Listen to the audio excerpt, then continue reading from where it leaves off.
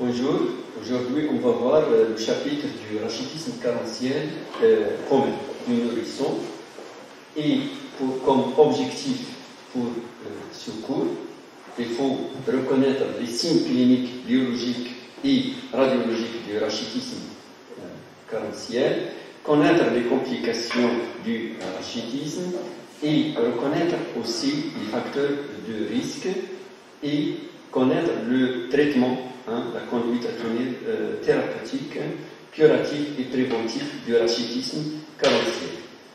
Qu'est-ce qu'on entend par rachitisme carentiel?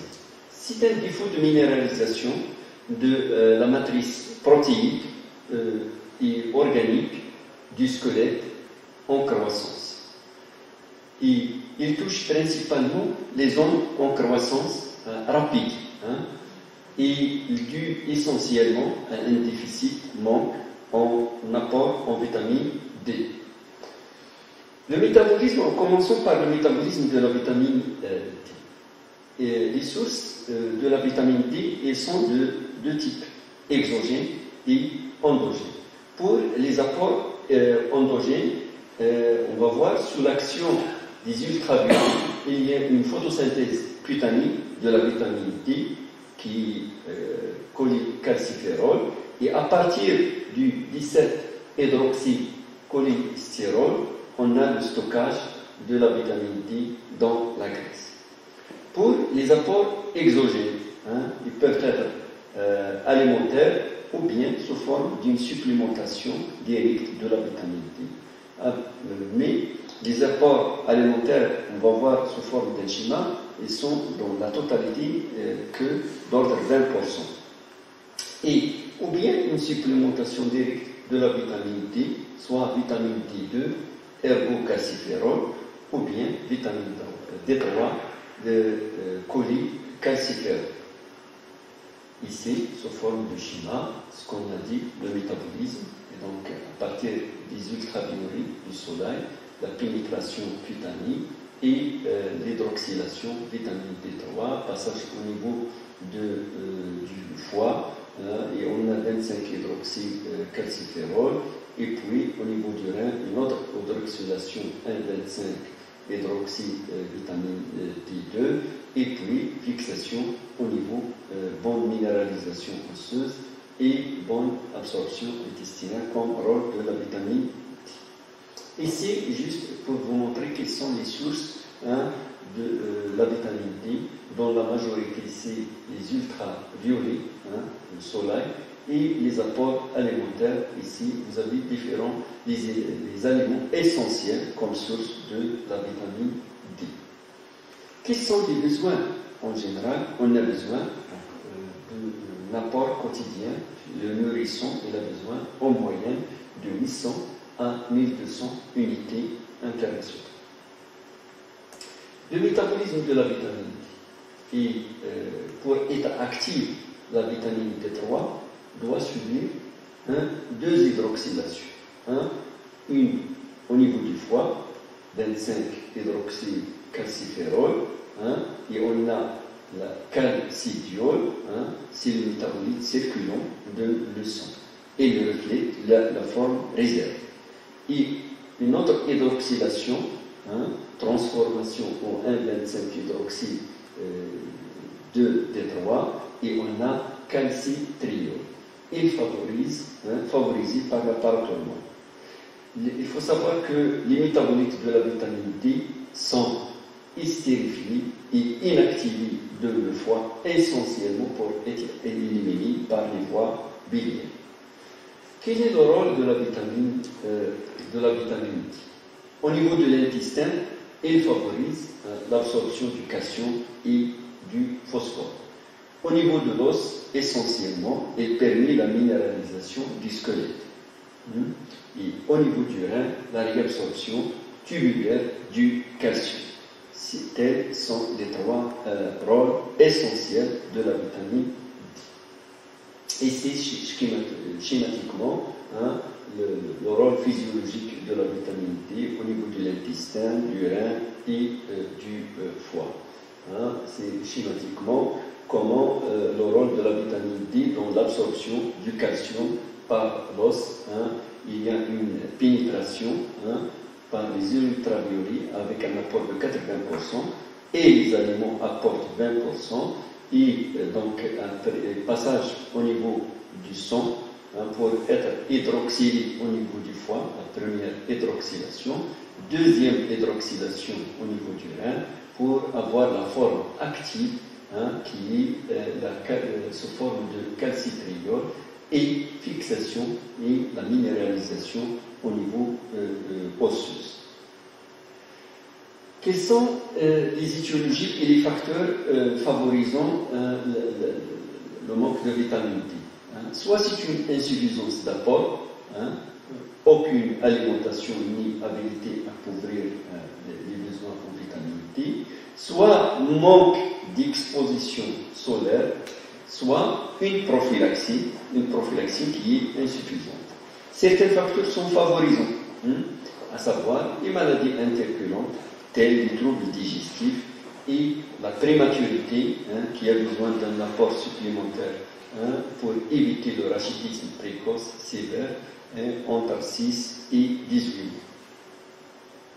En cas de manque de vitamine D, qu'est-ce qu'il donne? Ce qu'on appelle le rachitisme.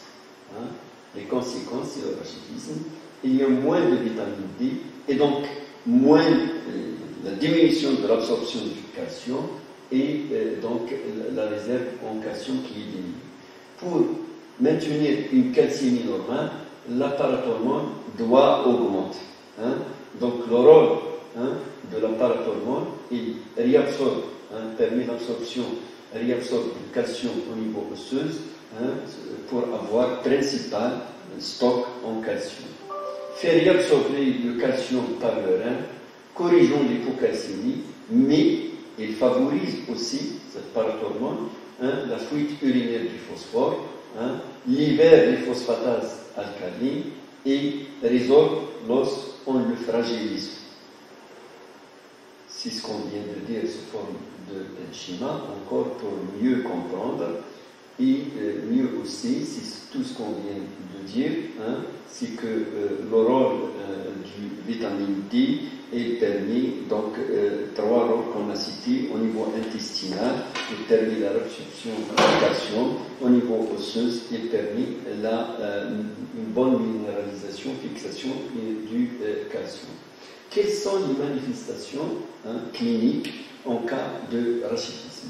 Une grande diversité clinique et radiologique au moment du diagnostic en fonction, et en fonction de l'âge d'abord, la durée d'évolution de ce manque d'apport en vitamine D et de la sévérité du manque en vitamine D. L'âge de prédisposition en général, c'est entre 6 mois et 2 ans. Et c'est les manifestations cliniques. Essentiellement, on a dit parmi le manque, le rôle de la vitamine D, c'est qu'il y a une bonne minéralisation osseuse. Et donc les manifestations osseuses sont les primordiales en cas de manque en vitamine D. Et qu'est-ce qu'on a? Les signes cliniques prédominent dans les régions où la croissance est rapide. Principalement, c'est les épiphyses, disons l'eau et des jonctions chondrocostales. Les manifestations peuvent être symétriques ou ils peuvent être indolores. Ici, nous avons devant nous un os normal et en cas de rachitisme, il y a des déformations osseuses, vous le voyez ici, parce qu'il n'y a pas une bonne minéralisation osseuse. Au niveau, on a vu les membres, ici, commençons par le crâne. Il y a ce qu'on appelle le signe clinique, le cranium tabes, c'est-à-dire un ramollissement en bas de pépins, disons, du crâne. C'est un signe physiologique chez nourrissons moins de 3 mois. Et donc, en examinant le crâne du nourrisson, on a un retard de fermeture de la fontanelle antérieure. Normalement, la fontanelle antérieure, elle se ferme entre 12 et 18 mois maximum. Au-delà de 15 mois, il faut, si on a un retard de la fermeture de la fontanelle antérieure chez le nourrisson, il faut craindre le rachitisme, c'est-à-dire manque en vitamine D. On a aussi comme signe clinique des déformations crâniennes, qui peuvent être sous forme d'aplatissement occipital, c'est ce qu'on appelle plagiocéphalie, sous forme de bosse frontale, une asymétrie crânienne ou bien un gros crâne. Au niveau du thorax, des signes osseux, on a ce qu'on appelle le chapelet costal. C'est un signe fréquent, classique et constant. Il se manifeste sous forme d'une hypertrophie des tissus cartilagineux et ostoïde des jonctions chondrocostales. Et on a ce qu'on appelle le chapelet costal. À la palpation du thorax, on a une successité de nodosité, c'est-à-dire si c'est un chapelet, des nodules sous forme de nodules palpables, parfois visibles et s'étendant de chaque côté du grêle costal. On a aussi des déformations thoraciques, sous forme de protrusion sternale, comme on peut avoir à un stade plus avancé des fractures de côte. Au niveau du membre, on a des manifestations précoces sous forme de bourrelie épiphysaire, parce qu'on a dit que les épiphyses, c'est la vitamine D, il a un retentissement d'abord en premier au niveau des zones de croissance rapide, y compris les épiphyses. Et qu'est-ce qu'on a comme signe clinique? C'est lourd, papa, au niveau du poignet et des chevilles. On va voir sous forme de radio comment se manifeste ces nouveaux. On a aussi des manifestations tardives, parfois déformation des membres inférieurs sous forme en parenthèse, en X ouvert. Et dans les formes évoluées, après acquisition de la station de veau et de la marche, on a des incurvations en X, c'est-à-dire une déformation, soit en X ou bien en parenthèse. Comme on peut avoir aussi au niveau des membres, en cas de défaut d'apport à un stade avancé, des fractures des membres. Voilà, ici, des manifestations cliniques, des mours qu'on a dit, voilà, une surélévation, ici, c'est un signe de rachitisme carentien. Voilà, à côté de 6 mours, ici, on a des déformations des membres, au niveau des membres inférieurs, en parenthèse. Voilà. Au niveau du rachis et du bassin, on a des syphoses, déformations, syphose dorsale, comme on peut avoir des scolioses, comme on peut avoir des déformations du bassin sous forme de dystocie ultérieure. Au niveau des dents, on a un retard d'apparition dentaire et une hypoplasie de l'émail, comme on peut avoir des caries dentaires. Voilà, ici en résumé, on a dit la teinte osseuse, vous voyez ici un os normand, ici déformé en parenthèse, et ici on a une fracture, voilà un enfant qui a un rachitisme, déformation des membres inférieurs et retentissement sur la taille, et les 10 signes cliniques importants qu'on a vus ici, tout à l'heure. Comme on peut avoir les signes osseux, on peut avoir des signes extra-osseux sous forme d'un déficit musculo-ligamentaire, hyperlaxité ligamentaire, une hypotonie musculaire, comme on peut avoir une insuffisance fonctionnelle de la force musculaire.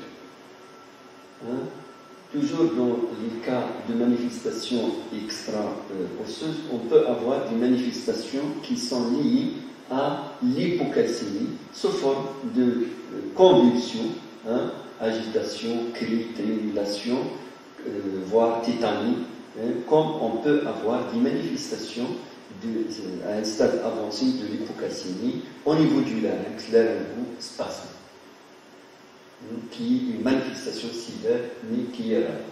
Des signes hématologiques sous forme anémie hypochrome microcytaire par carence martiale, retentissement aussi sur la croissance statuaire pondérale et des manifestations pulmonaires fréquentes, à savoir des infections à répétition pulmonaire et récidive. Voilà ici l'enfant qui a un rachitisme des os déformés, les membres inférieurs, avec un retentissement sur la croissance. Les aspects radiologiques de ce qu'on a vu tout à l'heure. Ils sont au niveau du poignet, au niveau de la métaphyse, on a un élargissement métaphysaire, comme la ligne métaphysaire en cupule avec aspect grénoté, dentelé, frangé avec spécule latérale, ce qui donne l'aspect en toit de pagode. Voilà, aspect en toit de pagode. Voilà ce qu'on a vu tout à l'heure, la description. Élargissement métaphysaire, la ligne métaphysaire en cupule. Voilà. Et comme on peut avoir le retard de pacification des points d'ossification qui sont flous, irréguliers, avec transparence excessive. L'interligne articulaire est élargie, avec distance métaphyso-épiphysaire qui est élargie aussi. Voilà, c'est ce qu'on a vu, les radiologiques au niveau de la diaphyse.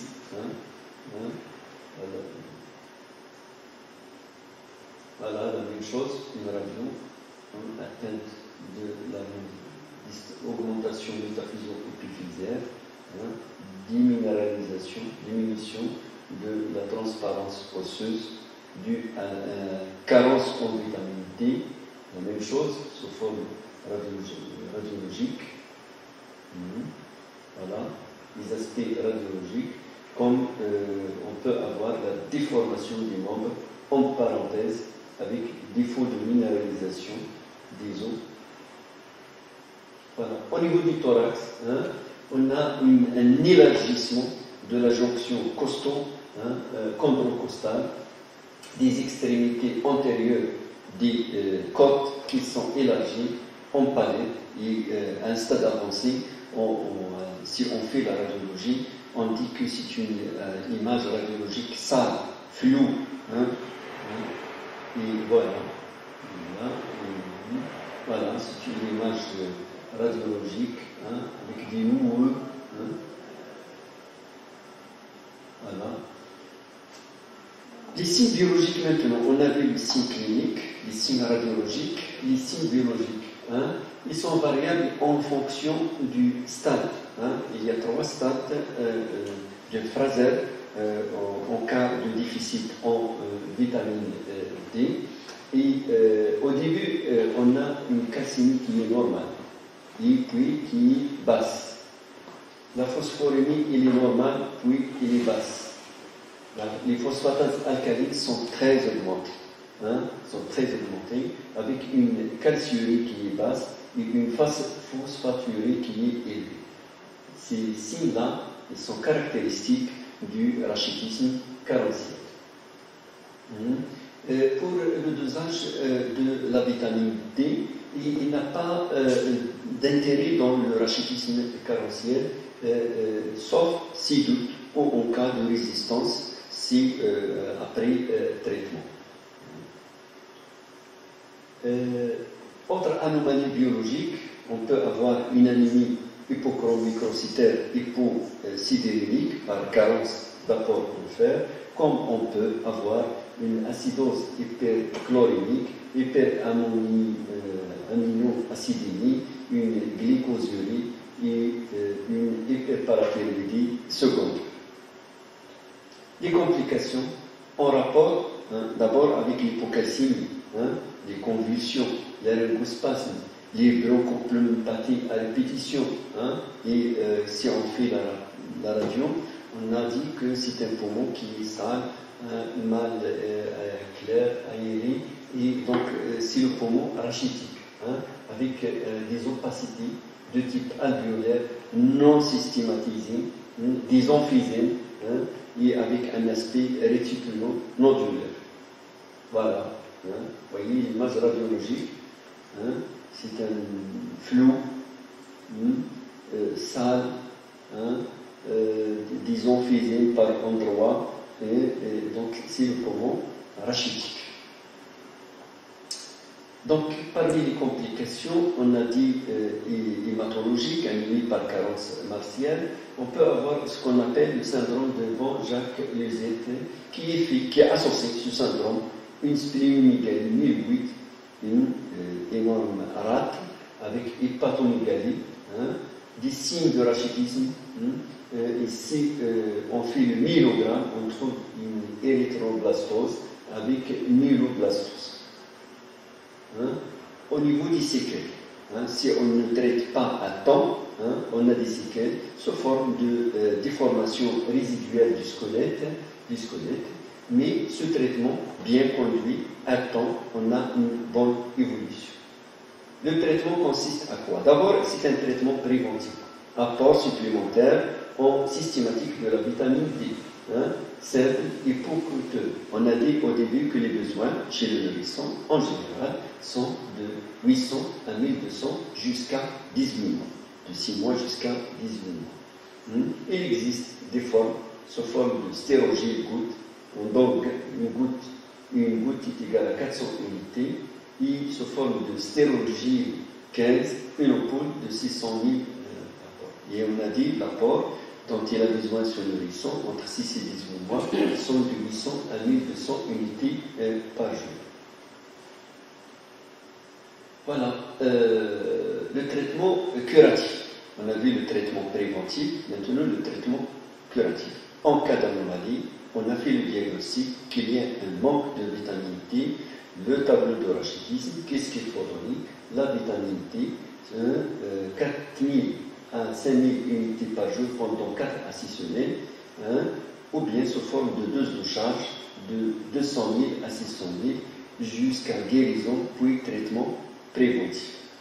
La supplémentation, quand on donne la vitamine D pour favoriser son action, il faut une supplémentation en calcium, hein, si on a une hypocalcémie qui est inférieure à 80 mg par litre.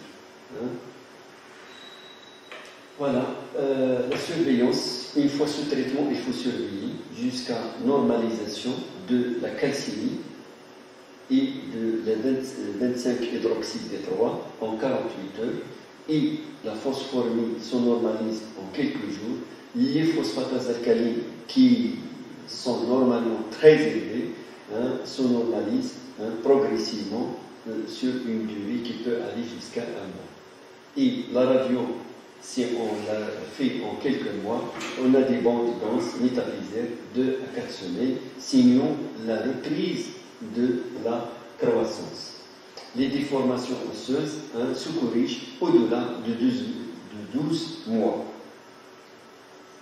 Le rachitisme, parfois, malgré le traitement, il est résistant. On trouve des formes qui résistent, mais sont rares, ces cas-là.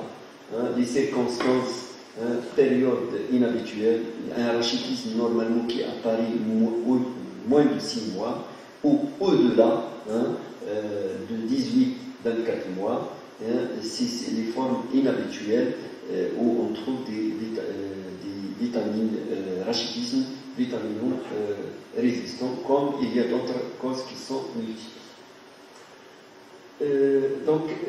Dans ce cas, les formes évoluées, il faut chercher est-ce qu'il y a d'autres anomalies associées qui favorisent, hein, le manque d'absorption, hein, de la vitamine D, à savoir la maladie cœliaque, hein, la mucoviscidose ou bien une cholestase chronique. Hein.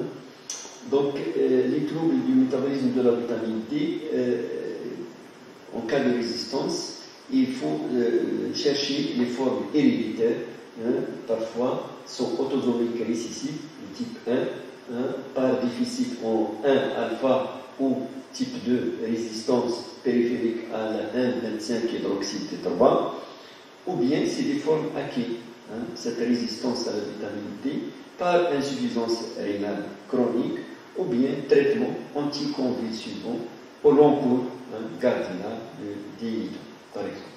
Telles sont les formes où on trouve la résistance à la vitamine D.